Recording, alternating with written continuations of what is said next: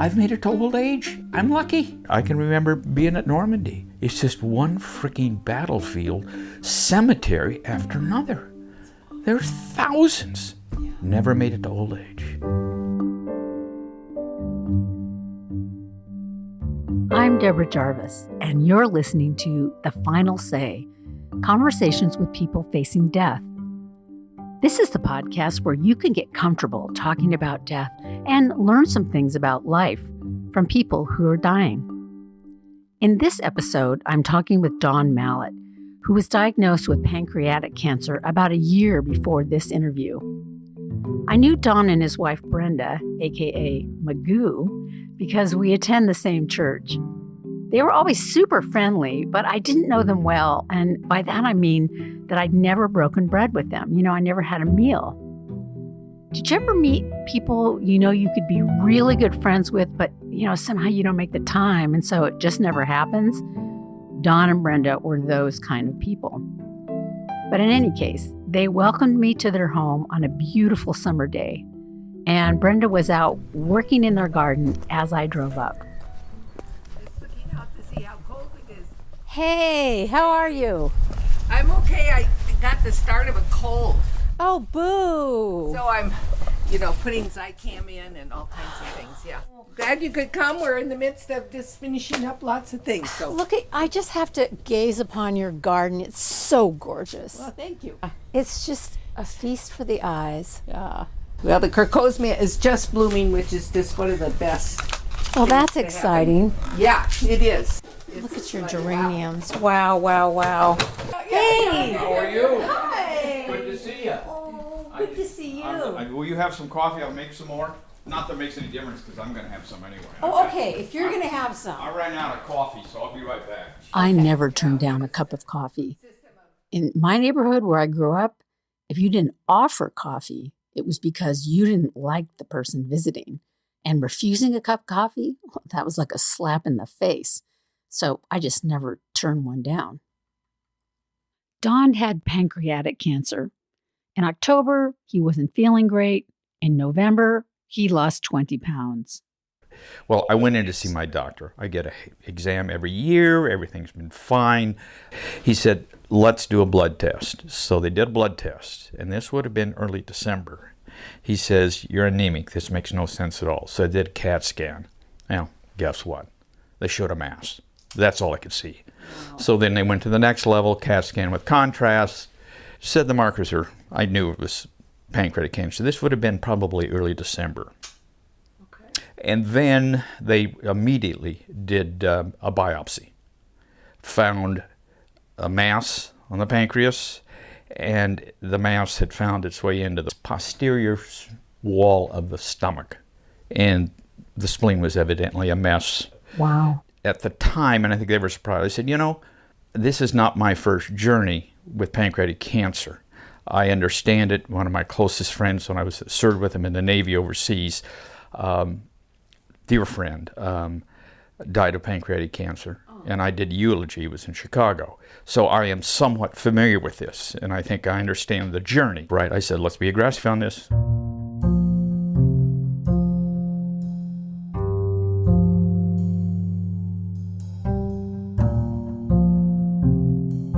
So tell me, what was your first thought when they said there's a mass and it's pancreatic, especially in light of the fact that you've had experience with somebody dying of pancreatic cancer? So what was your first thought?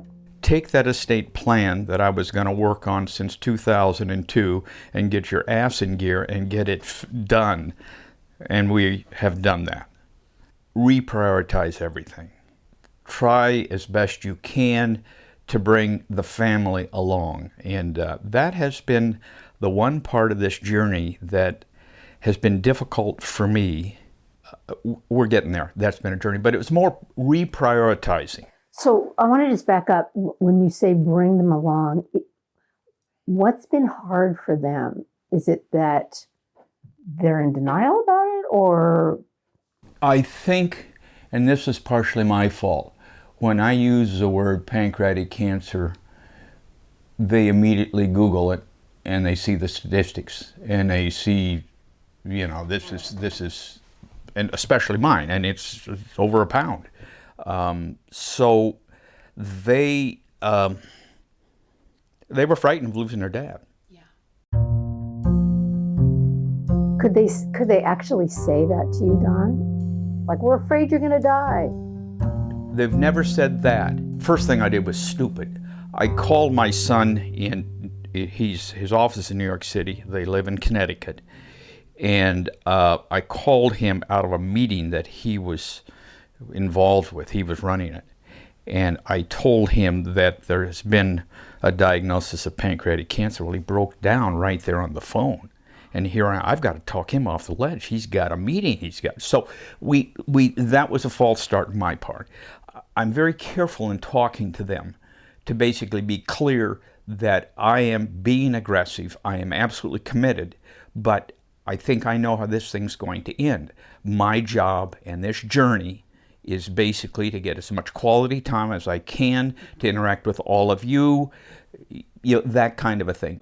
The journey with the boys has been a difficult one for me to make. Yeah, this is one of the things that makes communication with family really difficult when you have serious health issues, because you really care about them and their feelings and you don't want to upset them.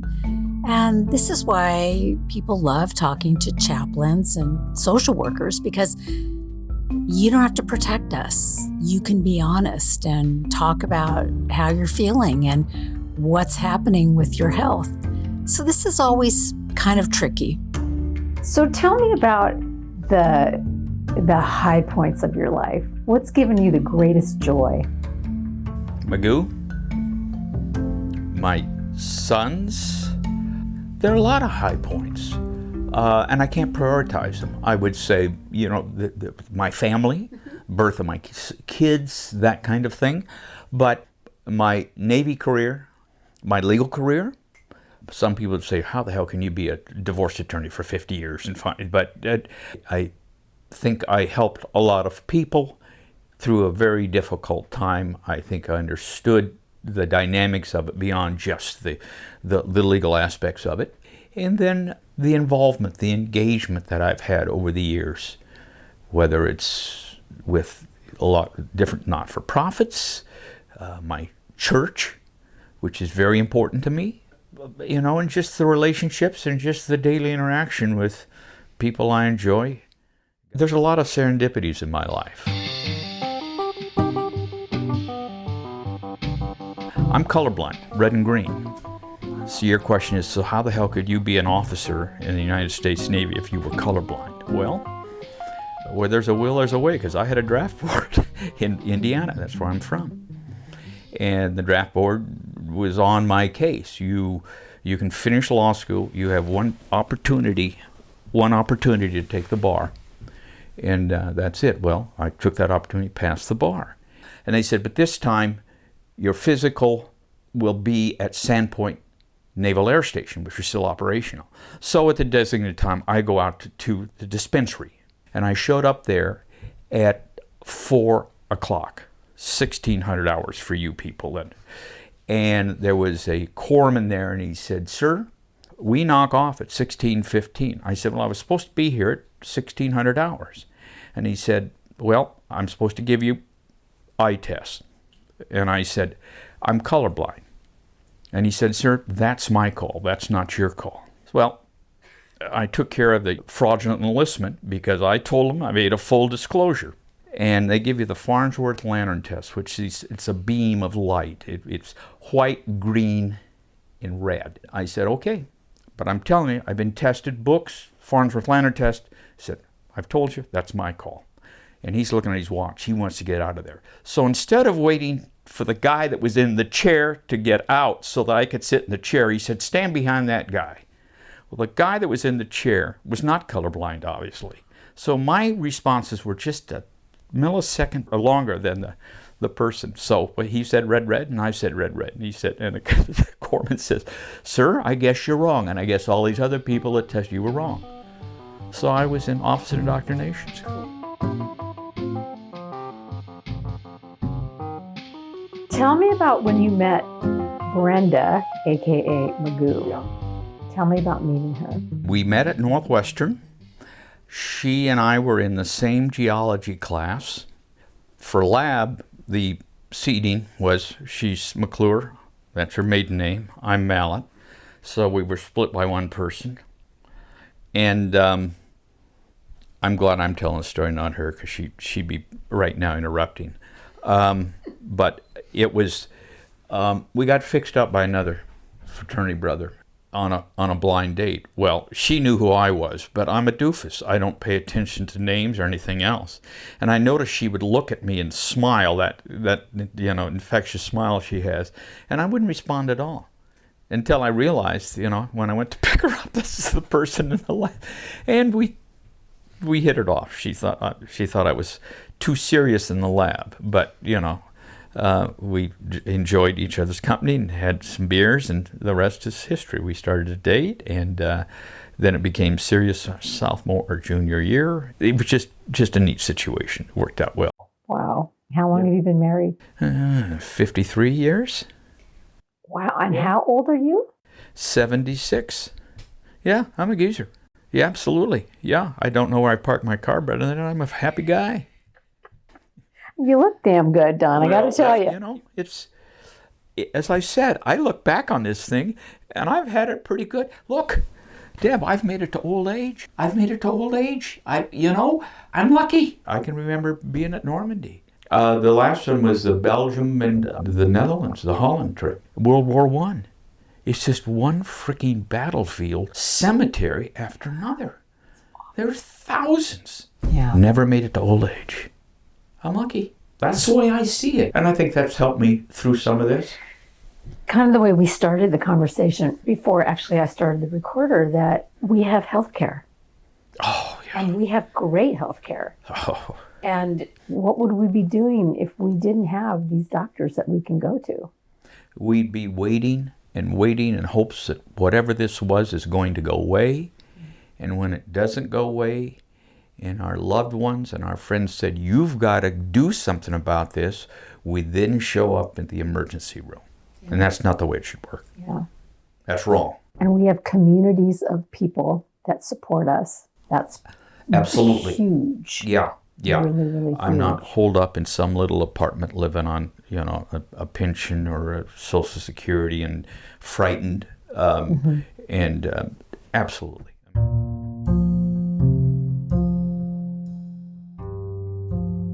Listening to Don talk reminds me of the legend of two wolves. And I'll let you Google the origin of that story since it's a little controversial. And I'm going to tell it to you and be very gender inclusive. So there is a grandparent trying to teach their grandchild about life. And the grandparent says, there is a fierce battle going on within me. It is a battle between two wolves. One is evil. And that wolf is anger and envy and resentment and hate and arrogance. And then there is also a good wolf. And the good wolf is love and hope and compassion and generosity and faith and trust. And the grandchild asks, well, which wolf will win? And the grandparent simply replies, the one I feed. So I listened to Don, and he's definitely feeding the good wolf. I mean, he could be feeding the evil wolf and saying, this really sucks. I have this terrible diagnosis and I have so much life ahead of me I thought I would get.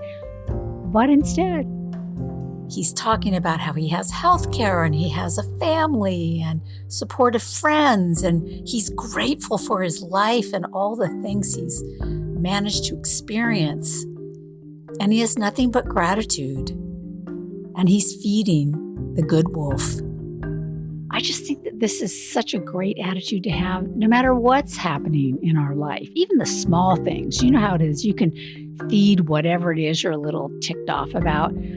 But if we choose to feed the good wolf, then it's a whole different story.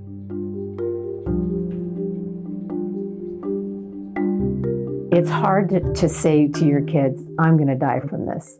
So let's try to be okay with that. That's the harder work. So what I want to know, Don, is when you lie in bed at night and you're not asleep, what do you think about that? I mean, Yes. what are your beliefs around death? Do you think you go somewhere, or what happens? What I think about in bed, I worry about my family. Love of my life, Magoo. She's going to be fine. She's going to be fine. But I do worry. I'm not afraid of death. I have a lot of people to thank and say goodbye to. And this is one of the areas, us talking. You know, right now, since they have started this aggressive protocol, I have been able to continue to participate in most of the stuff that was important to me. I'm still involved with the church. That's very important to me. Those are things that I want to continue to be involved with. And yet I find that a lot of people will basically say, you don't need to do it, just, or I'm left out. And that upsets me when I'm left out. I said, I'll make that call if it's okay with you. That's an important thing. That's a big issue, that people assuming, we know their motivation is good, right? Absolutely. We don't want to, burden Don, but then when you're left out of the equation, you feel like, well, I'm useless now. I have no value whatsoever. I'm a sick person. I wouldn't put it like that, but you're exactly right. And I'm not there yet. Don was right. He wasn't there yet. There meaning being too ill to participate in life. But he did have a very close friend named John who was at that stage. This was months ago when I was healthy and we were out at lunch, and John said, wait a minute, I've got a question for you. And I said, well, what is it? He said, we know how my game's going to end. Would you be available at a memorial service to speak as far as my involvement with the church? Wow. And I said, maybe. I'm not sure there's much to it, but I'd do it, yucky. And then once I was diagnosed, we were out at lunch, and I said, John, we got a problem here. And he said, what's that? I said, I don't know who the hell's going to make it to the finish line first. So for you, if you imagined what you would consider your perfect death, what would that look like?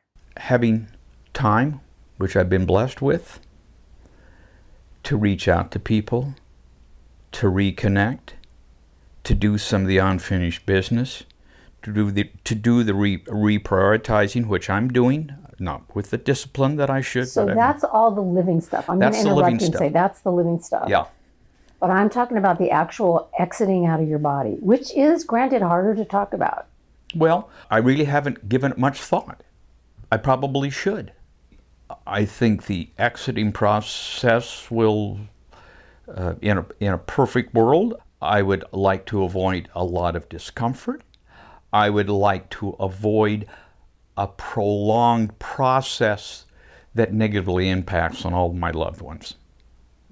That's about as far as I've gotten, and that's not very damn far. Do you want to die here in your home? Right now, yes, but right now, I don't want a lot of people gathered around. And that brings up some other questions. Do I want my grandchildren to see Papa Don working to try to get that last breath? I'm not sure I do. Here's another perspective that I'll offer you. Do you want your grandchildren to see that death is natural and not scary? And can they watch Papa Don exit gracefully? And maybe you'll be, I don't know, skinny and pale and look like hell. But can you show them that, what really matters is that your heart is still full and that you still can experience joy? I mean, that's just something to think about. Absolutely. See, this shows our cultural attitude toward death. I don't want the kids to see me like that.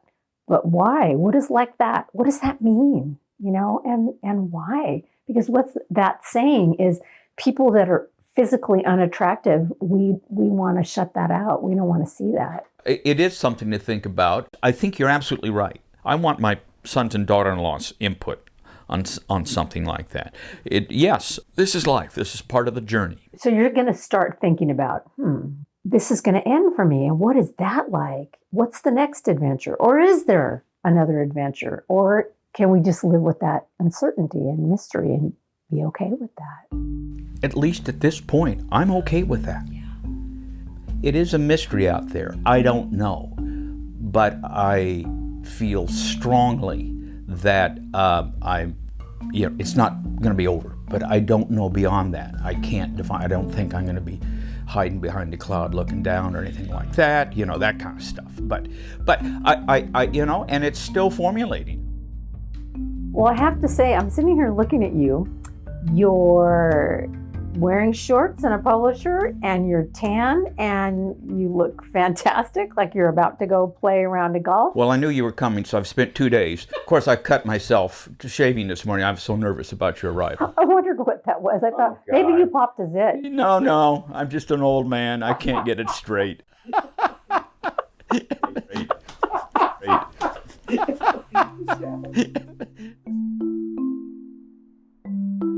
So here's my final say for today. Besides feeding the good wolf or focusing on gratitude, Don also kept his tremendous sense of humor. I think he took life seriously, but he didn't take himself seriously, and that can really change everything. And I want to give a note of caution here. If you have a friend who is just starting treatment like Don, I wouldn't advise barging in and asking them if they want to die at home and what do they believe happens after you die. There was one point in our conversation where Don said, "I'm not there yet." And if I wasn't interviewing him for this podcast, our conversation would have been totally different. It would have been about the present. That is, unless, Don wanted to talk about the future or what he thought about death. That advice, be here now, that's really good advice. So if it hadn't been for this podcast interview, I would have just been talking to him about what was happening right now. So the takeaways for this episode: feed the good wolf. Don't lose your sense of humor. Keep your sense of humor.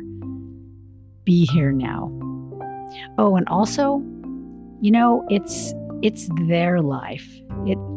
Somebody who's facing death, let them make as many decisions as they want. Include people unless they no longer want to be included, and just trust that they will tell you. And if you're not sure, hey, you know what? You can ask them. Is this feeling like a burden? Do you want to keep doing this? This is the last episode for season 1 of The Final Say. Please stay tuned for more episodes in 2023, and I'll be talking with people of different ages and people who are choosing to die by voluntarily stopping eating and drinking, or VSED, V-S-E-D, and many more interesting conversations with people facing death.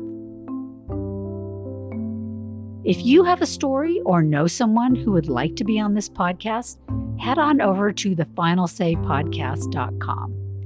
Click on the contact tab, which is way over on the far right there, and leave me a message. And I would love it if you went to Apple or Spotify or wherever you hear this podcast and leave me a really good review, but an honest review, okay? We got to be honest. And as usual, thanks to Blue Dot Sessions for providing the music. You guys rock. So I'm Deborah Jarvis, and thanks for listening to The Final Say, Conversations with People Facing Death.